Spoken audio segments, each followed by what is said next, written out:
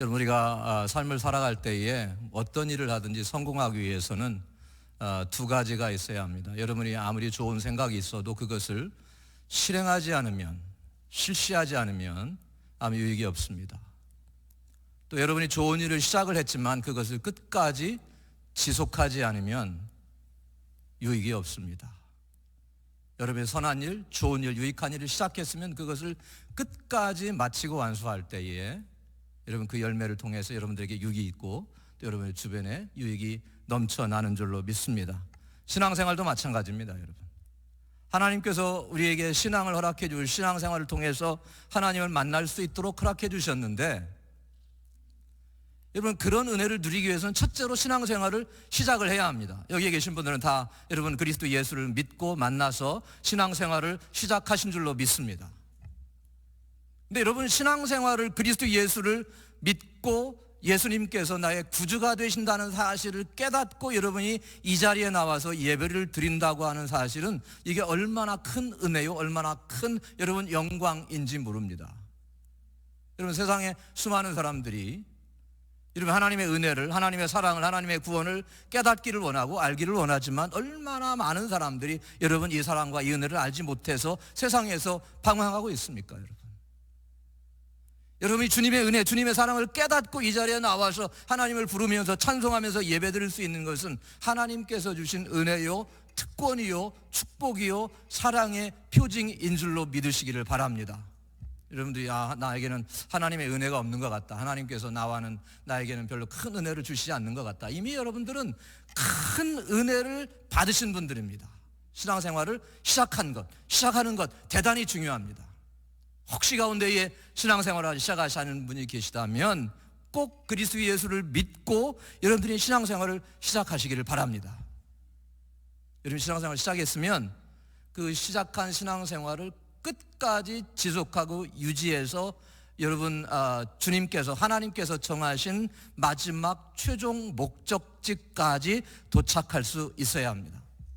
신앙생활을 시작을 잘 했는데 여러분이 마음에 감동이 있고 친구의 권유도 있고 이웃의 권유도 있어서 신앙생활을 시작을 했지만 여러 가지 환경적인 요인에 의해서 여러분 신앙생활을 중단하면 여러분 신앙생활을 시작하지 않은 것만 또 못해요. 한 번 신앙생활을 시작하셨으면 여러분이 끝까지 주님 오실 때까지, 여러분들이 주님 앞에 갈 때까지 여러분이 그 신앙을 유지하시고 지키시고 신앙의 열매를 누리는 여러분 되시기를 간절히 바랍니다. 아니 당연히 신앙생활을 하면 끝까지 해야지, 끝까지 않는 사람들이 있느냐라고 생각하시는 분도 계실지 모르겠지만 여러분 세상에 얼마나 많은 사람들이 여러분 교회에 들어왔다가 신앙을 잃어버리고 떠나는 사람들이 얼마나 많은지 몰라요. 여러분 설문조사에 의하면 어느 주일날, 정해진 주일날, 아무 주일날이라도 여러분 교회에 앉아있는, 물론 이제 미국 전역의 교회들을 놓고 볼 때 한 조사입니다만 그 가운데의 평균 50% 이상은 아직 그리스도 예수를 알지 못하는 사람들이라고 하는 그런 결과가 나와 있어요. 그러니까 친구 따라서, 이웃의 권유로, 뭔가 도움이 필요해서 여러 가지 요인으로 교회에 출석하고 있지만 여러분 아직도 주님을 만나지 못하고 깨닫지 못하고 살아가는 사람들이 엄청 많다는 거예요. 굉장히 많습니다. 또 특히 이 코로나 팬데믹 환경을 통해서 여러분 교회에 열심히 출석하던 분들이 어려운 과정을 통해서 많은 분들이 교회에 나오기를 그쳤습니다. 교회를 출석하지 않습니다. 참 이게 불행한 일입니다. 여러분 어떤 환경, 어떤 어려움, 어떤 장애물이 있어도 여러분들이 주님 앞에 나아가서 주님을 섬기고 여러분 주님 앞에 예배하고 전부 주님의 임재 가운데 거하는 일을 여러분들이 그치지 마시고 끝까지 지속하는 여러분 되시기를 간절히 바랍니다. 그럴 때 여러분의 은혜가 있고 소망이 있고 구원이 있고 하나님께서 약속해 주신 모든 것이 다 여러분의 삶 속에, 가정 속에 이루어지는 거죠. 여러분 시작했다가 중간에 포기하면 불신자하고 다를 게 뭐가 있겠습니까? 여러분들이 환경에 개의치 말고 열심히 주님 주신 이 믿음, 소망을 붙잡고 살아가는 여러분 되시기를 간절히 바랍니다. 그러면 여러분들 가운데 그런 분이 그러면 누가 뭐 신앙생활을 포기하고 싶어서 포기하나, 열심히 다 하기를 원해서 그렇게 하는 거지라고 생각하시는 분들이 계시겠지만 여러분 우리가 원치 않게 환경에 의해서 또는 믿음의 시련 때문에, 믿음의 어려움 때문에 믿음을 떠나는 분들이 많이 있어요. 여러분 예수님께서 그런 말씀을 하셨죠. 제자들에게 너희가 말세에 믿음을 보겠느냐. 그러니까 마지막 때가 되면 정말 순전한 믿음을 가지고 주님 앞에 충성된 삶을 살아가는 사람을 찾아보기가 어렵다. 그런 시대가 있을 것이다 라고 하신 거예요, 여러분. 실제로 역사적으로 보면 여러분, 교회와 믿음과 그리스도인들에게 박해가 있고 어려움이 있고 환란이 있고, 여러분 그런 시절에, 그런 시기에는 많은 사람들이 믿음을 부인하고 교회를 떠나가고 여러분 주님을 부인한 그런 예들이, 역사적인 기록이 넘쳐납니다. 저와 여러분은 그런 대열에 절대로 참여해서는 안 되는 거예요. 여러분 환경이 여러분 주변에 믿음 때문에 여러분 어떤 시련이 다가와도, 어떤 어려움이 있어도 끝까지 주님을 붙들고 여러분이 주님 앞에 설 때까지 나아가는 여러분 되시기를 간절히 바랍니다. 오늘 히브리서에 기록된 히브리서 전체의 메시지가 그거거든요. 이 히브리서가 약 AD 서기 67년경에 기록이 됐습니다. 67년에서 69년 사이에 기록됐다고 하는데, 그때 이 히브리서가 쓰여질 당시의 시대적인 환경은 어쩌면 오늘 우리가 살고 있는 이 시대와 별반 다르지 않습니다. AD 64년에 로마 네로 황제가 여러분 로마시에 불을 지르고, 그것이 그리스도인들의 소행이라 그래서 대대적으로 로마 전역의 기독교인들을 핍박하고 박해하고 잡아서 죽입니다. 또 팔레스타인 땅에 보면 AD 66년경에 가버나움 회당에서 여러분 조그마한 분쟁으로 인해서 거기에서 반란이 일어납니다. 아마 이제 열성 분자들이 이 시기에 우리가 나라를 독립하자, 로마의 압제에서 벗어나자, 그런 사람들이 아마 힘을 모았던 것 같아요. 그러면서 군대를 모아서 로마 군대를 대적하면서 여기저기에 반란이 퍼져나가면서 결국에는 AD 70년에 예루살렘이 멸망하면서 유대인들의 반란이 진압이 되죠. 그런 과정 속에서 여러분 교회와 하나님의 백성들이 얼마나 많은 어려움과 고통과 역경을 당했는지 모릅니다. 삶이 파괴되고 가정이 깨어지고 목숨을 잃고 여러분 가진 모든 재산들이 다 없어지고 사라지는 그런 불행한 환경 속에서 많은 사람들이 주님께로부터 돌아섰어요. 믿음을 버리는 그런 일들이 속출하게 되었습니다. 여러분이 히브리서 전체를 읽어보면 이 톤이 얼마나 강한지 몰라요, 메시지가.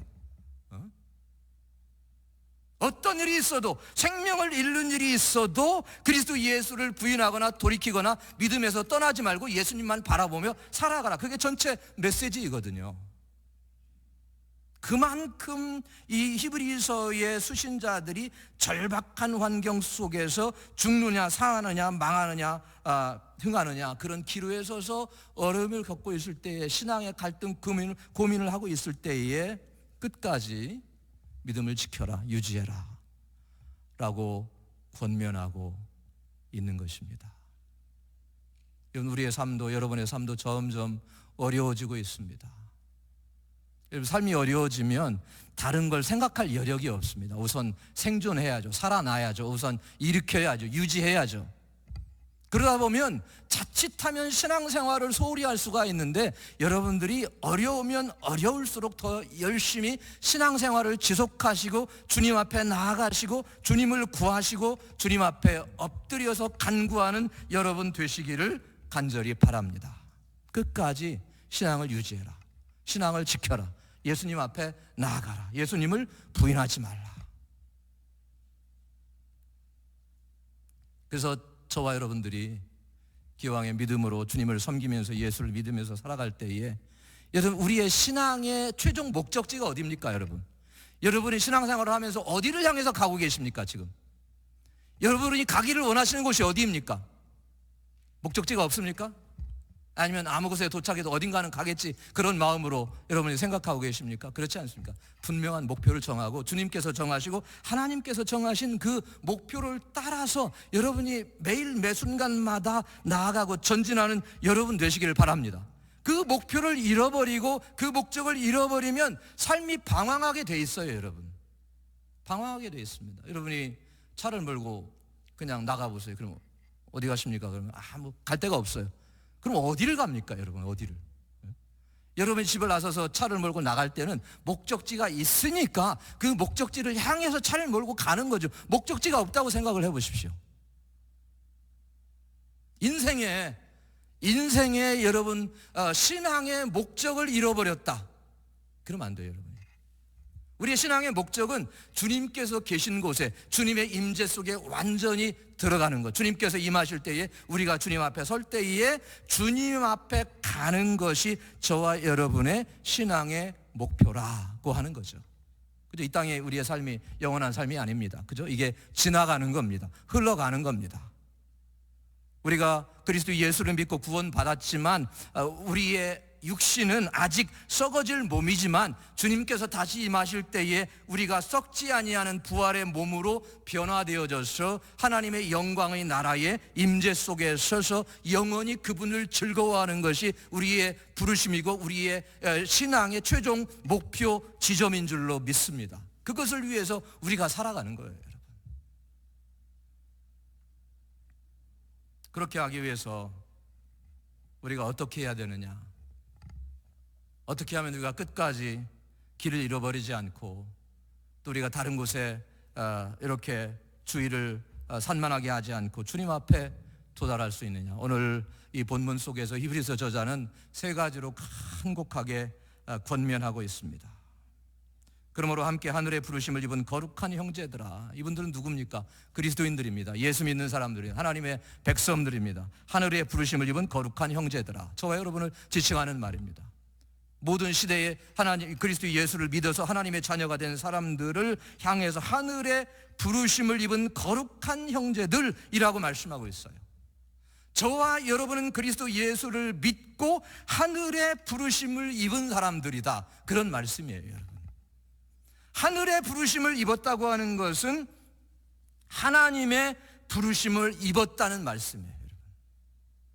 이 당시에 성경 시대에는, 성경을 기록할 당시에는 여러분 하나님이라는 이름을 가능한 한 언급하지 않았습니다. 왜? 우리가 죄인된 인간으로서 거룩하신 하나님, 영광의 하나님, 대주제가 되신 하나님의 이름을 언급하는 것이 여러분 합당치가 않다고 생각을 해서 가능하면 하나님의 이름을 언급하지 않아. 그래서 성경을 보면 수동태가 많아요. 수동태가. 왜? 하나님의 이름을 언급하지 않기 위해서.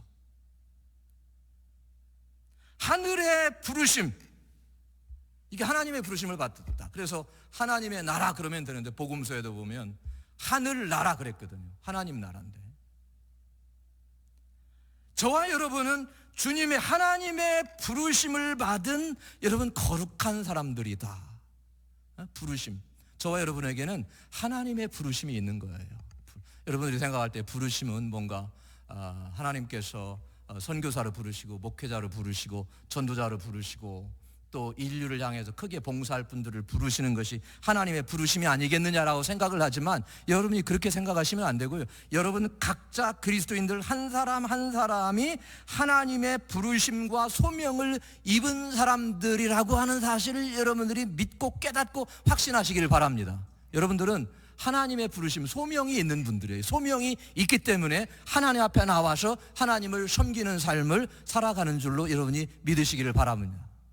소명은 누구 특별한 사람들, 목회자들, 전도자들, 여러분 설교자들 또는 무슨 선교사님들, 그런 분들만 소명이 있는 것이 아니라 우리 모두가, 여러분 각자가 하나님의 소명과 부르심을 따라서 이 자리에 여러분 나와서 우리가 하나님을 섬긴다고 하는 사실을 여러분이 반드시 확신하시고 믿고 그렇게 살아가시기를 바랍니다. 그래서 여러분은 하나님의 부르심을 입은 분들이에요. 여러분들 하나님의 부르심을 입은 거룩한 형제들아. 하나님의 부르심의 목표 중에 하나가 거룩함으로 부르심을 입었다.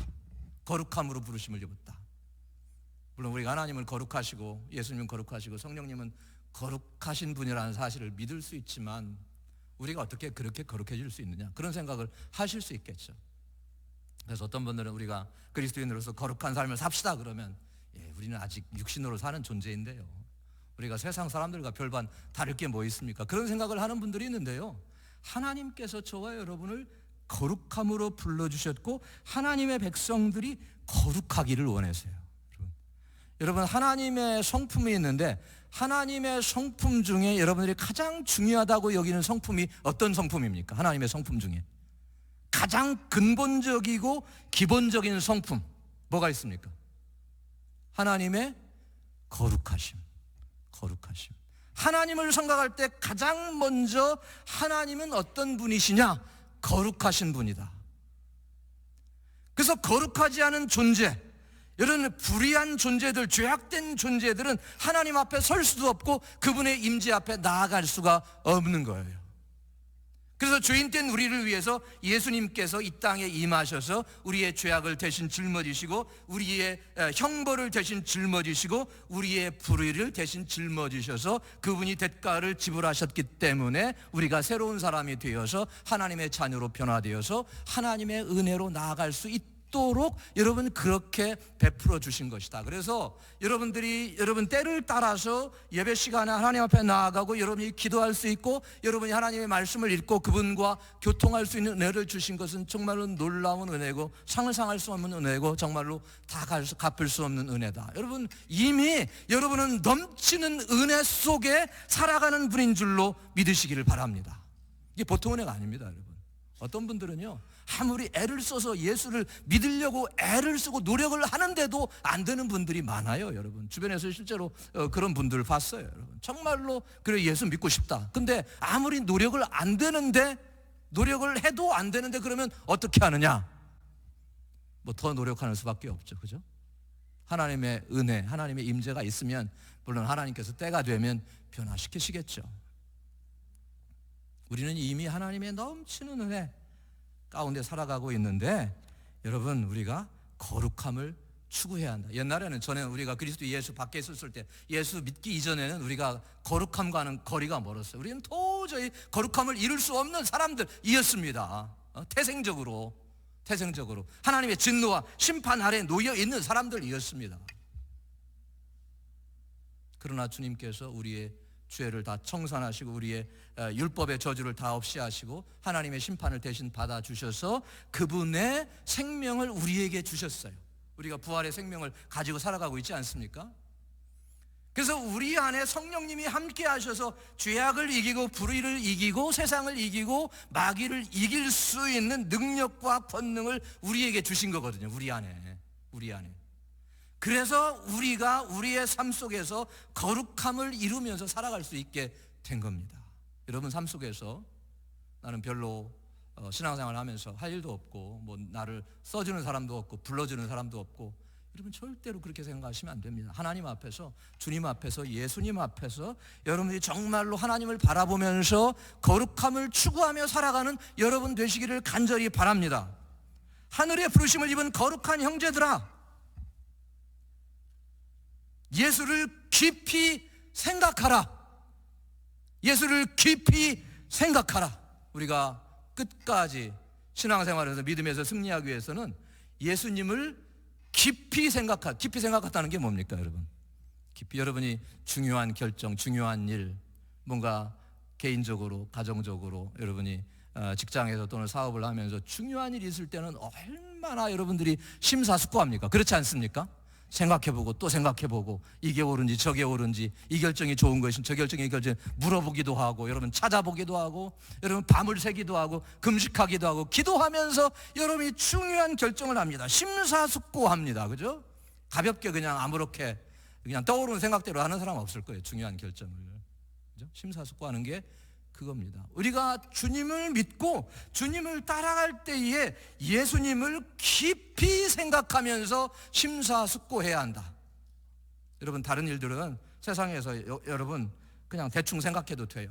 물론 그냥 여러분들에게 설명을 드리기 위해서 하는 말, 다 중요한 일들 여러분이 우리가 심사숙고하면서 해야 되겠지만 세상의 다른 것을 잃어버려도 그리스도 한 분만은 여러분들이 깊이 심사숙고하면서 살아가는 여러분 되시길 바랍니다. 그래서 여러분의 신앙의 정도는 여러분이 예수님을 생각한 만큼 여러분의 신앙의 정도가 이루어지는 거예요. 여러분의 신앙의 크기, 여러분의 신앙의 깊이는 예수님을 얼마나 여러분들이 생각했느냐에 따라서 결정된다는 사실을 여러분이 믿으시고 주님을 깊이 생각하십시오. 그냥 억지로 그냥 교회 안 가면 안 되니까, 또 부모님 때문에 혹은 뭐 자녀들 때문에 혹은 이웃 때문에 안 가면 안 되니까, 또는 교회에서 직분을 맡았으니까 그냥 여러분들이 대충 신앙생활을 하지 마십시오. 예수님을 대충 생각하면 우리의 신앙도 대충신앙이 돼요. 대충신앙을 가지면 여러분이 주님 앞에 바로 서실 수 있겠습니까? 주님도 대충 여러분들에게 상급을 주시면 어떻게 하시겠어요, 여러분? 대충 주시면. 예수님을 깊이 생각해야 하는데, 여기 두 가지 생각할 점이 있는데, 예수님께서 우리의 믿는 도리의 사도가 되신다 그랬어요. 사도가 되신다. 여러분이 이 메시지를 읽으면서 아마 그런 생각을 하셨을 거예요. 아니, 사도들이라고 하면 예수님께서 처음 부르셨던 12명의 제자들이 사도가 아닌가? 그런데 왜 예수님을 사도라고 불렀을까? 대제사장이라고 하면 구약시대에 하나님께서 정하신, 아론의 후손들 중에서 정하신 그 사람이 백성들을 위해서 하나님 앞에 희생제사를 드리면서 하나님과 사람 사이 화목하게 하도록 한 분들이 대제사장이 아닌가? 그런데 왜 예수님께서 사도라고 하셨을까? 아마 분명히 여러분들 중에 그런 생각을 하신 분이 계실 거예요. 예수님께서 우리의 사도라고 하는 말씀은 어떤 말씀이냐 하면, 여러분, 예수님이 부르신 12명의 사도들이 어떤 일을 했습니까? 예수님의 성육신과 예수님의 지상사역과 예수님의 죽으심과 부활과 승천을 증거하고 그것을 목격하고 교회에 전해서 교회가 생겨지게 하고 교회가 세워지게 하고 사람들이 말씀으로 훈련받도록 해서 여러분 하나님 올바로 섬길 수 있도록 만들어준 분들입니다. 지금은 사도들이 없죠. 예수님께서 사도가 되셨다고 하는 것은 여러분 주님께서 여러분 고난당하시고 죽으시고 부활하시고 승천하셔서 하나님 앞에 가셨는데 어디에 계십니까? 주님께서 지금 어디에 계세요? 주님께서 승천하셔서 어디에 계시죠? 어디요? 예, 하나님 보좌 우편에 계십니다. 그죠? 이게 권세의 산증이죠. 우편. 하나님 보좌 우편에 앉아 계시는데, 그럼 그 우편에 앉으셔서 어떤 일을 하실까요? 어떤 일을 하십니까? 편안히 쉬고 계실까요? 지상에서 고난당하시고 고통당하시고 어려움을 당하셨으니까 좀 주님도 안식이 필요하시겠죠. 가만히 쉬고 계실까요? 그렇지 않습니다. 주님께서 여러분 그리스도 예수를 믿고 십자가의 보혈로 씻음받은 하나님의 백성들에게 친히 사도가 되셔서 여러분 하나님이 어떤 분이신지를 깨닫게 하시고 가르쳐 주시고 믿음으로 살아가게 하시고 믿음으로 이끌어가도록 인도하신 분이 예수님이시다라고 하는 거예요. 여러분, 저와 여러분이 그리스도 예수를 믿고 살아갈 때에 우리는 2000년 전에 사셨다가 떠나셨던 예수님을 믿고 섬기고 따르는 게 아닙니다. 지금 부활하셔서 보좌 우편에 앉아 계시면서 여러분 천하 만물을 다스리시면서 주권하시는 예수님의 가르침과 예수님의 도우심을 받으면서 살아가는 존재라는 사실을 여러분이 믿으시기를 바랍니다. 그래서 이브리서 다른 바른 본문에서는 믿음의 주요 온전케 하시는 이인 예수를 바라보자 그랬어요. 예수님께서 우리의 믿음의 주님이 되시고 우리를 온전케 하시는 분이다. 이것은 현재 진행입니다. 계속적으로 시대적으로 역사적 과거 현재 미래에 예수님께서 교회와 구원받은 하나님의 백성들에게 은혜를 베푸셔서 하나님의 백성들이 온전해져 가도록 성숙해져 가도록 하나님께서 부르신 그 부르심을 이루어 가도록 지금도 우리를 가르쳐 주시고 인도해 주시는 분이다.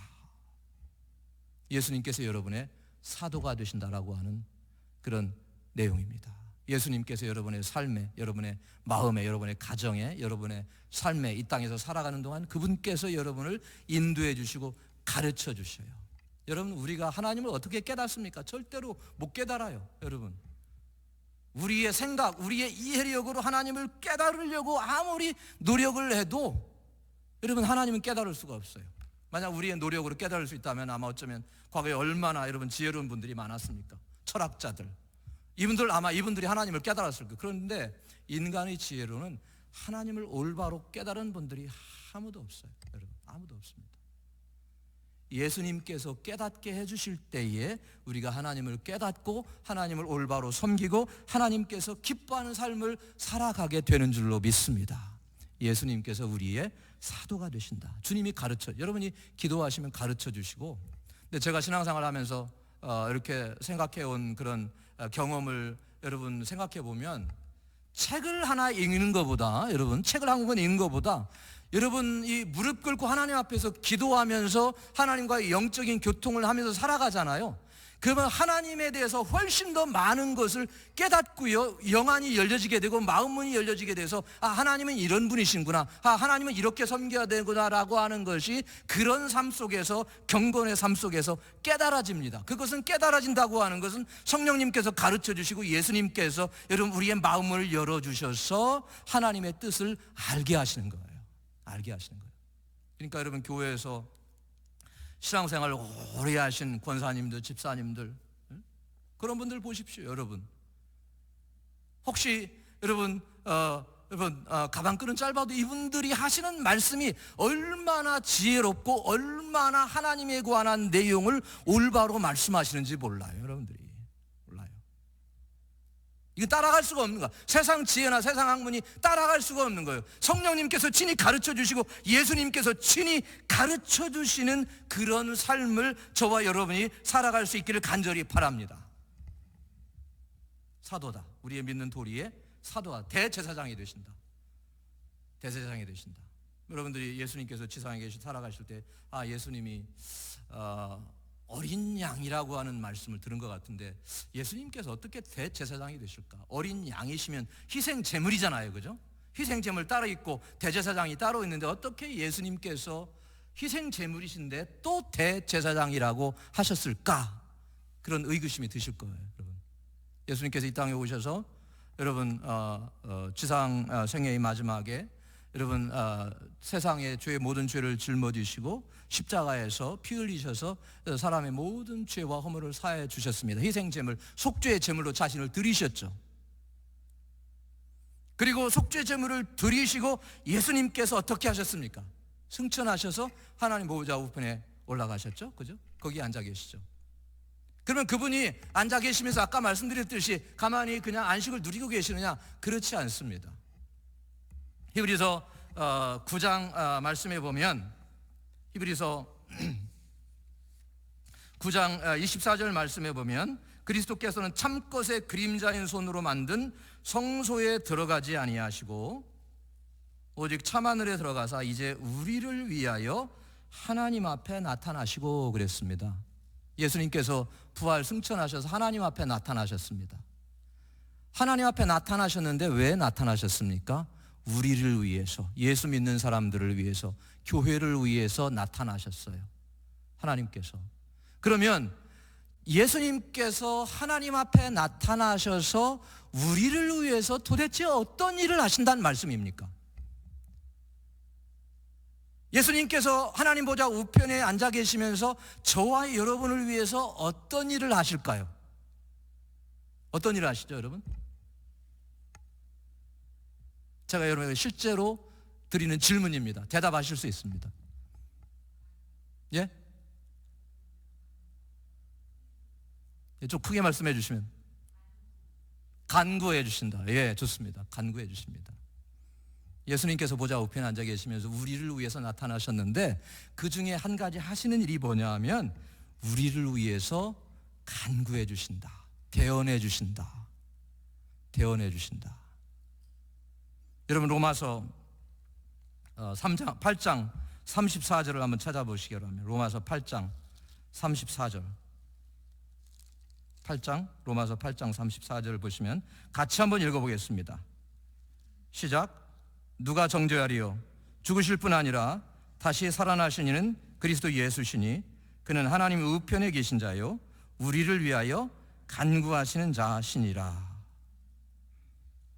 예수님께서 하나님 우편에 계시는 분으로서 우리를 위해서, 누구를 위해서? 바울을 위해서, 로마의 그리스도인들을 위해서, 현재 믿는 우리를 위해서, 역사적으로 그리스도 예수를 믿는 모든 사람들을 위해서 간구하시는 분이시다.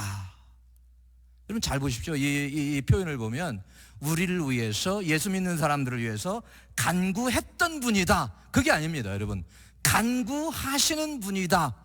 지금 또 예수님께서 저와 여러분을 위해서 기도하시고 간구하시고 대언하신 분이라는 사실을 여러분들이 믿으시기를 바랍니다. 도대체 어떤 일을 위해서 주님께서 간구해 주십니까? 우리처럼 정말로 불가능해 보이는 일들을 위해서 하나님께서 이루시기를 위해서 막 이렇게 떼쓰는 그런 간구를 하시는 거예요? 그렇지 않습니다. 하나님께서 저와 여러분이 하나님의 백성으로 살아갈 때에 우리의 삶 속에 이루어져야 할 하나님의 뜻이 이루어지기를 위해서 예수님께서 간구해 주시는 거예요. 우리를 위해서 대언해 주시는 겁니다. 우리에게 믿음이 필요하면 예수님께서 하나님 앞에서 보좌 앞에서 믿음을 위해서 기도해 주시고, 우리가 시험에 들었을 때 시험을 이길 수 있도록 주님께서 대언해 주시고, 우리가 소원을 주님께 아리면 주님께서 하나님 앞에서 우리의 소원을 아뢰어 주시고, 시험에 들어서 넘어진 자들은 주님께서 일으켜 주시고, 실제로 누가복음 22장 30절에 보면 예수님께서 지상에 계실 때에 베드로를 향해서 주님께서 하신 말씀이 있습니다. 잘 들어보십시오. 시몬아 시몬아 보라, 사단이 밀가부르듯 하려고 너를 청구하였으나 그러나 내가 너를 위하여 내 믿음이 떨어지지 않기를 기도하였느니 너는 돌이킨 후에 내 형제를 굳게 하라. 사단이 베드로를 시험하기 위해서, 넘어뜨리기 위해서 여러분 밀가부르듯 하려고 청구한다. 뭐 밀가부르는 게 뭔지 잘 아시죠, 여러분들? 모르시는 분들은 나중에 찾아보세요. 그것까지 설명드릴 시간이 없습니다. 베드로를 넘어뜨리기 위해서 온갖 여러분 틈을 다 모아서 시험하고 넘어뜨리려고 하지만 예수님께서 하나님 앞에 기도해 주심으로 베드로가 그런 시험들을 다 이기고 하나님 앞에 바로 서서 살아갈 수 있도록 하셨다. 그러니까 여러분들, 베드로가 지속적으로 끝까지 사역할 수 있도록 하신 것은 예수님의 기도, 예수님의 중보, 예수님의 대언 때문에 가능한 것이고, 그 말씀을 통해서 보면 저와 여러분들이 어려운 환경 속에서, 믿기가 어려운 환경 속에서도 끝까지 예수님을 믿고 주님께 예배드리고 정말로 신앙생활을 지속할 수 있는 것은 예수님, 우리를 향한 예수님의 대언, 기도, 중보가 있기 때문에 가능하다는 사실을 믿으시기를 바랍니다. 여러분, 내 힘으로, 내 능력으로, 내 노력으로 여러분 우리가 신앙생활에 하나도 이룰 수가 없어요. 여러분 어떨지 몰라도 저 자신을 보면 내 능력, 내 노력, 내 힘으로는 정말로 하나님께서 기뻐하시고 하나님께서 원하시는 그런 일을 하나도 할 수 없다. 저는 하나님 앞에 엎드릴 때마다 그런 고백을 합니다. 우리는 할 수 없습니다, 여러분. 우리 이 환경 어떻게, 마귀의 시험 어떻게 이겨냅니까, 여러분? 마귀는 수천 년 동안 여러분 사람을 사람을 여러분 다루어 왔어요. 그래서 여러분, 사람을 어떻게 하면 넘어뜨리게 하고, 어떻게 하면 시험에 들게 하고, 어떻게 하면 파멸시키는지 너무도 잘 알아요. 근데 왜 우리가 이렇게 서서 여러분 살아갈 수 있습니까? 예수님께서 하나님의 보좌 앞에서 우리를 위해서 대언해 주시고 기도해 주시고 간구해 주셔서 하나님께서 우리를 은혜로 보호해 주시고 여러분 지켜주시고 시험을 이기게 하시고 장애물을 넘어가게 하셔서 우리가 믿음으로 살아갈 수 있다고 하는 것입니다. 앞으로 여러분의 삶에 어떤 어려움이 있어도 여러분이 두려워하지 말고 염려하지 말고, 아무리 좌절스러운 일이 있어도 세상이 무너진 것처럼 절대 여러분들이 그런 마음 자세를 가져서는 안 됩니다. 한번 하나님께서 택하셔서 구원하신 백성들은요, 주님 앞에 갈 때까지 주님께서 절대로 포기하지 않고 버리지 않고 외면하지 않고 끝까지 인도해 가신다 라고 하는 사실 여러분들이 믿으십시오. 여러분의 삶 속에서 정말로 개인적으로, 가정적으로, 사업에서, 직장에서 여러분 얼마나 우리가 여러 가지 다양한 일들을 경험하면서 살아갑니까? 절망스러운 일, 여러분 실패하는 일, 낙심되는 일, 그런 일들이 굉장히 많이 있는데 어떻게 우리가 그런 삶 속에서 우리의 삶을 유지할 수 있느냐? 그런 때 여러분이 더욱더 주님을 바라보시고 주님을 의지하시고 주님께서 도우시는 그런 놀라운 은혜를 체험하며 사는 여러분 되시기를 간절히 바랍니다. 여러분을 위해서 예수님까지도 독생자를 보내시기까지 여러분을 사랑하셨습니다. 여러분, 아까 하나님의 성품이 거룩하십니다. 하나님의 또 다른 성품이 하나는 하나님은 사랑이시라고 성경은 분명히 말씀하고 있잖아요. 하나님은 사랑이죠. 우리가 다 동의하고 우리가 고개를 끄덕이면서 그러고 있는데, 예를 들면 사랑이 필요한 존재에게 사랑을 전혀 베풀지 않아요. 그죠? 하나님께서. 그럼 하나님을 사랑이라고 부를 수 있겠습니까? 여러분이 인간이 죄를 지어서 하나님을 반역하고 하나님을 떠나갔어. 정말로 하나님의 긍휼과 자비와 은혜와 사랑이 필요하잖아요. 그 단계에. 그러니까 하나님께서 예수님을 보내주신 겁니다. 그러니까 예수님의 십자가의 죽으심은 필연적이에요. 필연적. 왜? 하나님은 사랑이시기 때문에 그 범죄에서 하나님을 떠나간 인생을 하나님께서 회복시키시고 돌이키시고 구원하시지 않을 수가 없는 거예요. 그렇게 외아들을 주셔서 여러분을 구원해 주셨는데 왜 주님께서 여러분 돕지 않으시겠습니까? 왜 은혜로 여러분을 이끌어 주시지 않겠습니까? 왜 여러분의 필요를 채워 주시지 않겠습니까? 왜 여러분의 간구를 들어 주시지 않겠습니까? 여러분이 더욱더 주님을 구하시고 그분의 임재 속에 들어가서 주님을 영화롭게 해드리는 여러분 되시기를 간절히 바랍니다. 지금 갈 길이 먼데 14절까지 가야 되는데 지금 아직도 1장에서 지금 1절에서 지금 이러고 있네요. 예수님을 깊이 생각해야. 두 번째는 우리가 하나님께서 거하시는 거룩한 집으로 지어져 가야 합니다.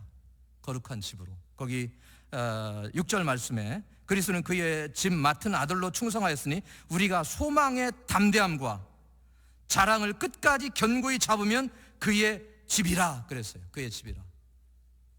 여기 2절부터 6절까지의 말씀을 보면 모세와 예수님이 이렇게 비교가 됩니다. 그죠? 여러분 모세를 생각할 때 얼마나 위대한 지도자입니까? 여러분 성경 역사 속에서 모세만큼 예수님 빼고 모세만큼 위대한 지도자가 없을 것 같아요. 참 훌륭한 지도자입니다. 그죠? 하나님의 뜻대로. 여러분 이 모세 오경을 읽어보면 모세가 얼마나 위대한 분인가 훌륭한 분인가를 알 수 있어요. 그런데 히브리서 저자가는 말은 아무리 모세가 훌륭하고 위대한 일을 이룬 사람일지라도 예수님과 비교하면 모세는 아무것도 아니다. 그런 말씀을 하고 있는 거예요. 왜? 모세는 종이거든요. 아무리 위대해도. 예수님은 아들이시고 하나님의 집을 맡은 주인이 되시고 아들로서 예수님께서 섬기신 분이기 때문에 모세하고는 비교가 되지 않는다. 근데 그 아들이 중요한 게 뭐냐면 6절 말씀에 그의 집 맡은 아들로 충성하였으니 그랬습니다. 충성했다 그러면 예수님께서 충성했다 그러면 예수님께서 하나님께서 맡겨준 속죄의 사역을 열심히 이루셨다 그런 말씀으로 우리가 받아들일 수 있지만 또 한편으로는 예수님께서 우리의 구원과 우리의 성숙과 우리의 온전함을 위해서 모든 것을 완전하게 다 구비해 놓으셨다라고 하는 의미로 받아들일 수 있는 거예요. 부족함이 없이. 좀 우리에게 필요한 모든 것을 예수님께서 다 이루시고 준비해 놓으셔서 우리는 그것을 누리면서 살아가는 거예요. 여러분, 여러분의 구원을 위해서 여러분이 한 일이 무엇이 있습니까?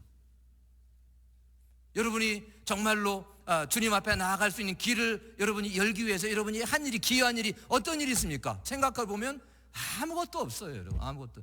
예수님께서 다 이루어 놓으신 거예요. 충성되게 다 이루어 놓으셨습니다. 우리는 믿음으로 받아들이고 아멘하고 순종하고 따라가니까 그 은혜가 다 우리의 것이 되는 거예요. 구원도 우리의 것이 되고 용서도 우리의 것이 되고 죄사함도 우리의 것이 되고 양자됨도 우리의 것이 되고 천국의 놀라운 영광도 우리의 것이 되고.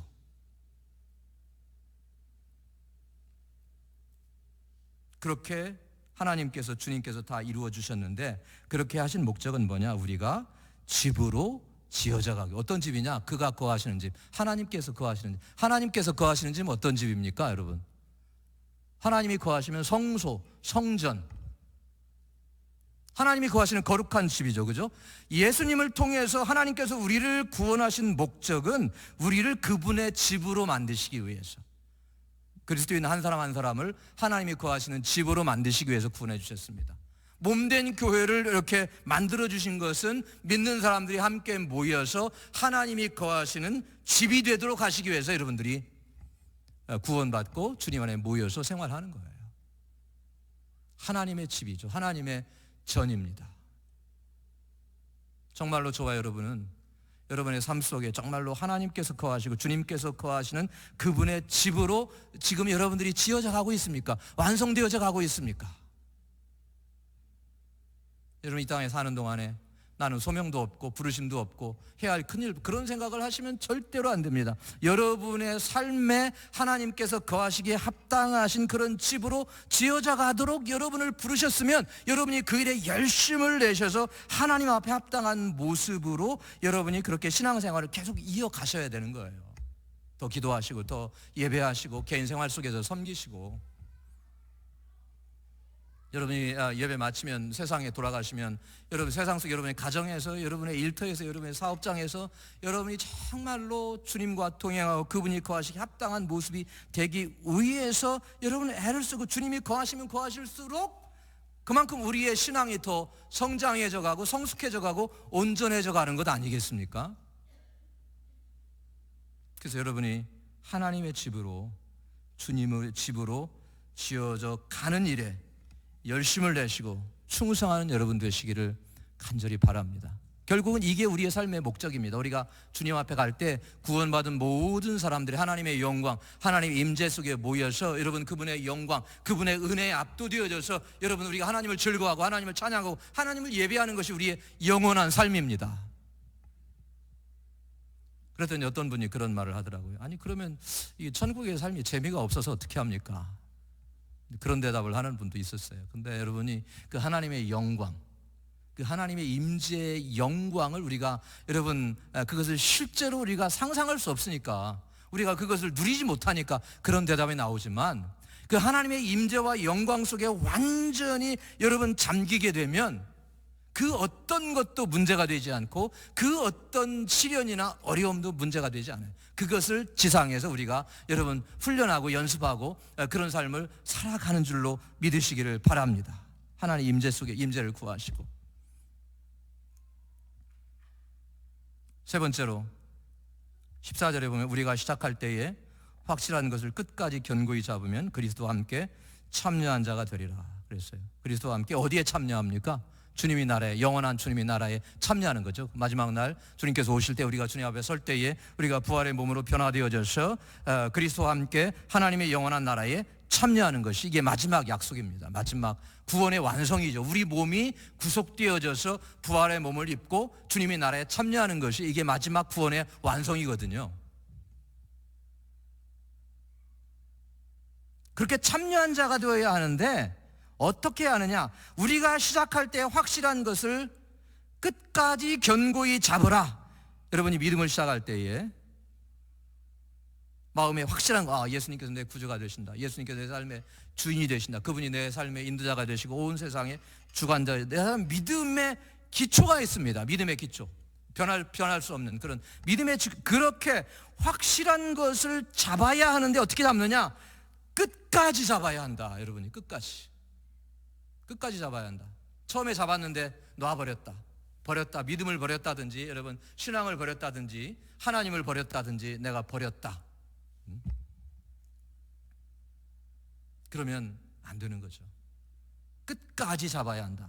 환경이 여러분을 어떻게 흔들어 놓고 어떤 어려움이 있어도 어떤 고난이 있고 어떤 역경이 있어도 여러분이 주님을 끝까지 잡아야 한다. 근데 여러분 우리가 잡는다고 되는 거냐? 안 돼요. 아무리 끝까지 잡아도 여러분 한 번 이렇게 환경이 흔들리면 우리가 잡았던 건 놓칠 수가 있는데, 우리가 주님을 잡으면 주님도 우리를 잡아주십니다. 여러분. 그래서 한 번 구원받은 사람들, 하나님의 자녀가 된 사람들, 하나님이 절대로 한 사람도 잃어버리거나 주님께서 외면하시거나 놓치거나 여러분들이 주님이 포기하시나 그러지 않아요. 끝까지 주님께서 인도해 주십니다. 아무도 주님의 손에서 누구도 빼앗길 수가 없어요. 빼앗을 자가 없어요. 여러분. 끝까지 잡아야 하고 견고하게 잡아야, 대충 잡으면 안 됩니다. 여러분. 여러분의 신앙생활 여러분 대충 하시면 안 돼요. 대충 하시면 안 됩니다. 정말로 열심을 가지고 여러분들이 정말로 최선을 다해서 하나님 앞에 여러분이 할 수 있는 모든 것을 다해서 여러분이 주님을 섬기고 주님을 따르는 여러분 되시기를 바랍니다. 그래서 처음 가질 때 여러분이 가졌던 믿음을 끝까지 지속해 나가보면 예수님과 나중에 주님 나라에 영원히 참여한 자가 되는 줄로 믿으시기를 바랍니다. 근데 거기에 도전이 있어요. 어려움이 있습니다. 여기 이 히브리서 기자가 출애굽할 때 이스라엘 백성들의 예를 들어서, 광야를 여행하던 이스라엘 백성들의 예를 들어서 이 신앙인들을 권면하고 있는데, 이스라엘 백성들이 출애굽해서 여러분 나와서 가나안 땅을 향해 얼마나 그게 영광스러운 일이었습니까? 그죠? 400년 동안 여러분 소망도 없이 절망 가운데서 여러분 종살이하면서 압제를 당하면서 얼마나 고통스러운 삶을 살았습니까? 그런데 하나님의 은혜로 해방되어서 이제 가나안 땅을 간다고 모든 사람들이 다 이제 나섰습니다. 길을 나섰습니다. 아마 처음 며칠은 아마 이제 콧노래를 부르면서 노래를 부르면서 아주 발걸음도 가볍게 그렇게 갔을 거예요, 여러분들이. 우리 앞에 어떤 어려움이 있어도 우리가 사망의 골짜기를 걸어갈지라도 우리가 정말로 하나님 한 분만으로 만족하면서 감사하면서 살아가겠습니다. 아마 그런 말씀, 그런 믿음으로 갔을 겁니다. 그런데 여러분 가다 보니까 이게 웬 어려움들이 많습니까? 마실 물이 없죠. 음식도 제대로 없죠. 뭐 만나가 뭐 내리기는 하지만 그걸 계속 여러분 먹어보세요. 또 다른 음식이 없나 그런 생각이 드는 것이 사람의 자연스러운 반응 아니겠습니까? 또 여러분 가려면 모래가 뜨거운데 여러분 발이 빠지죠.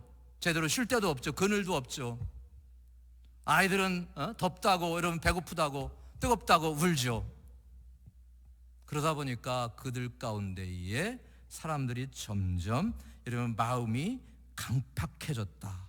8절에 노하심을 격동하여 광야에서 시험하던 때와 같이 너희 마음을 강팍해 하지 말라. 여러분 신앙에 저는 개인적으로 우리 마음 속에 개인의 가장 큰 신앙의 적은 뭐냐? 마음이 강팍해지는 거예요, 여러분. 아무리 하나님께서 은혜를 주시고 사랑의 메시지를 주셔도 마음이 강팍해져서 마음이 닫혀 있으면 거기 변화도 없고 회개도 없고 은혜도 없고 여러분 이게 상당히 이게 어려운 단계에 우리가 빠져 들어갑니다. 그래서 여러분들이 마음 관리를 잘 하셔야 되는데 어떤 경우에는 우리도 우리 마음을 잘 몰라요. 이게 마음이 상당히 사람의 마음이라고 하는 것은 그 어떤 정교한 기계와도 비교할 수 없는 훨씬 더 정교한 이게 기계거든요. 마음이 사람 마음이.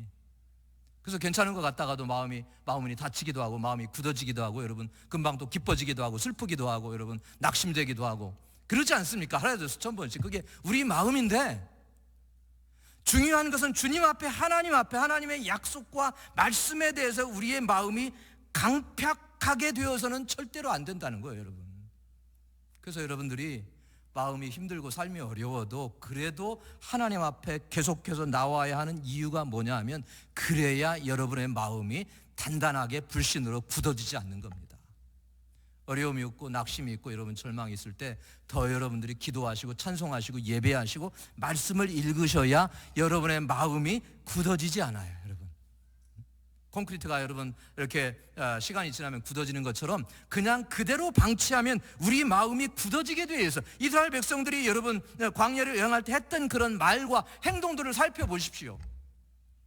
여러분 누구도 그들 중에 한 사람도 내가 지금부터 마음이 강팍해져야지 그런 생각을 하면서 강팍해진 사람은 아무도 없어요, 여러분. 아무도 없어요. 환경이 어렵다 보니까 저절로 마음이 굳어지고 강팍해져서 하나님의 말씀을 믿지 않고 약속을 믿지 않고 하나님께서 보여주신 삶의 목표 지점도 잃어버리고 다 소용없게 되는 거예요. 다 소용없게 되는 거예요. 여러분 마음 관리를 잘 하셔야 돼요. 어려움이 있을 때, 시험이 있을 때, 낙심이 될 때 더 여러분이 주님을 찾으시고 주님 앞에 나아가시고 주님을 예배하시고 기도하는 여러분 되시기를 간절히 바랍니다. 하나님의 은혜 안에 우리가 노출되어질 때에 우리의 마음이 유지가 돼요. 유지가 됩니다. 그래서 우리가 하나님 앞에서 마음 관리를 잘해야 한다. 마음 관리를 실패하면 여러분 우리의 신앙도 실패하고 우리의 삶도 실패합니다. 마음을 강팍해 하지 말라. 두 번째는 10절에 그러므로 내가 이 세대를 놓아여 가로되 저희가 항상 마음이 미혹되어 내 길을 알지 못하. 하나님은 분명히 보여. 가나안 땅 가면 됩니다. 그곳을 향해서 가면 되는데 마음이 미혹돼서 마음이 미혹되면 이게 옳은 길인지 저게 옳은 길인지 이곳으로 가는 것이 맞는 것인지 여러분 그렇게 방황하고 헤매이고 그러다가 이스라엘 백성들이 광야에서 40년이라는 세월을 허비하지 않았습니까? 여러분들이 일단 예수님을 믿었으면 다른 거 생각하지 마시고요, 다른 염려 걱정 생각하지 마시고 예수님을 믿는 삶에 여러분이 정말로 집중하셔서 하나님만 바라보고 주님만 바라보고 사는 삶이 되시기를 간절히 바랍니다. 이게 사람이니까 물론 이게 잘 안 될 때도 있습니다. 우선 급한 일 있고 어려움이 있고 시련이 있으면 장애물이 있으면 우리가 마음이 어떻게 해야 되나 막 조급해지고 여러분 답답해지고 그래서 기도도 잘 안 되고 여러분 찬송도 잘 안 되지만 그래도 우리가 주님 앞에 나아가서 그분을 구하면 하나님께서 대제사장이라고 그랬잖아요. 그죠? 주님께서 우리를 위해서 간구해 주시고 은혜를 주시고 여러분 살 길을 마련해 주시고 해결책을 마련해 주시고 필요를 공급해 주고 시련이 지나가게 하시고 어려움이 해결되도록 인도해 주시는 분임을 여러분이 믿으시기를 바랍니다.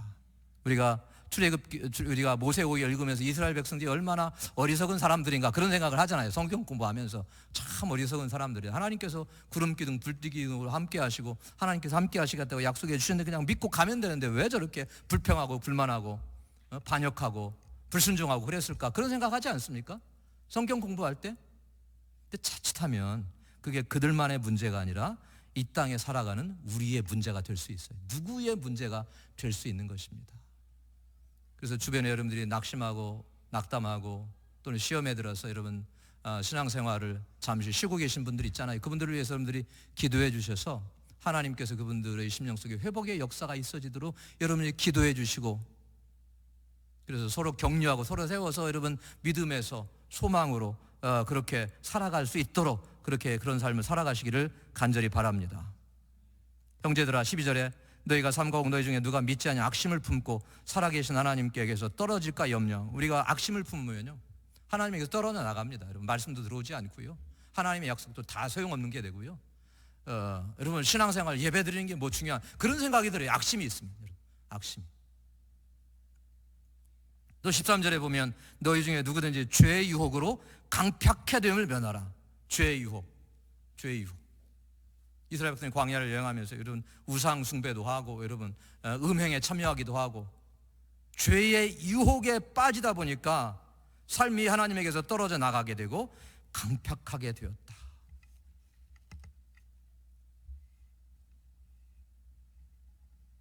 오늘 14절 말씀에 우리가 시작할 때 확실한 것을 끝까지 견고히 잡으면 그리스도와 함께 참여한 자가 되리라. 저와 여러분은 중요한 것은 끝까지 주님 앞에 참여하는 삶이다. 지금 현재 여러분이 주님을 섬기신 것 대단히 중요하지만 어떤 환경 속에서도 어떤 어려움 속에서 여러분이 굴하지 않고 굴복하지 않고 믿음을 포기하지 않고 정말로 끝까지 주님 앞에 나아가셔 주님 앞에 서는 여러분 되시기를 간절히 바랍니다. 여러분의 가정 속에서 여러분의 교회 속에서 여러분의 일터 속에서 직장 속에서 여러분의 사업 속에서 정말로 주님의 임재와 함께하면서 승리하며 정말로 주님 앞에 서서 주님을 찬양하며 경배하며 주님의 도우심을 위대하심을 노래하는 그런 여러분 되시기를 간절히 바랍니다. 여러분 마지막에 가까울수록 더 어려워집니다. 더 어려워져요. 주님께서 오셨을 때 구원의 역사를 이룰 때에 얼마나 여러분 믿음의 시작이 이 복음의 시작이 어렵게 시작되었습니까 여러분 그죠? 침례 요한은 목배임을 당했고요. 예수님은 십자가에 처형됐고 제자 중에서도 여러분 처형당한 사람들도 있었고 제대로 살지 못해서 핍박 때문에 여러분 살던 곳을 떠나서 유리하며 방황하는 삶을 살았었고 히브리서 11장 그 뒤편으로 가면 얼마나 이분들이 믿음 때문에 이 1세기 어려움을 당했는가가 아주 낱낱이 기록되어 있습니다. 어떤 분들은 톱으로 켬을 당하기도 하고 말할 수 없는 극심한 어려움을 당하면서도 믿음을 놓지 않고 주님을 바라보면서 살았다. 저와 여러분 오늘날 이런 믿음을 가져야 합니다. 그냥 여러분이 그냥 대충 믿자 그냥 다니다 보면 하나님이 은혜 주시겠지 그렇게 생각하지 마시고 기왕 믿은 믿음 여러분들이 주님 오실 때까지 최선을 다해서 열심을 다해서 헌신하는 여러분 되시기를 바랍니다. 왜? 주님이 오시면 중요한 게 뭐냐 내가 주님 앞에 서느냐 그거잖아. 여러분 내가 이 땅에서 무엇을 이루었느냐 내가 무엇을 가졌느냐 내가 어떤 일을 했느냐 중요하지. 내가 주님 앞에 서 있느냐 그 순간에 그게 중요한 거거든요. 그래서 여러분들은 꼭 주님 앞에서 정말 영광스러운 간증과 고백으로 주님 앞에 서서 영광 돌리는 여러분 되시기를 간절히 바랍니다. 기도하겠습니다. 할렐루야. 하나님 아버지 감사합니다. 저희들 그리스도 예수의 은혜로 구원해 주시고 하나님의 자녀 삼아 주셔서 이 땅 위에 믿음으로 살아가게 하시니 감사와 영광을 돌려드립니다. 주님 세상에 어려움이 있고 환난이 있고 시련이 있고 하나님 많은 사람들이 고통을 당하는 가운데 있지만 이런 어려운 환경 속에서도 저희 믿음의 주님 되시고 대사도가 되시며 저희의 대제사장이 되셔서 저희를 위해서 대언하시며 이끄시는 주님을 의지하며 하나님 믿음으로 승리하며 인내할 수 있도록 축복해 주시옵소서. 주님께서 다시 오실 때에 주님 앞에 서서 참으로 주님 앞에 영광과 존귀와 찬송을 돌리는 귀한 주의 백성들 되도록 축복해 주시옵소서. 감사드리며 예수님의 이름으로 기도하옵나이다.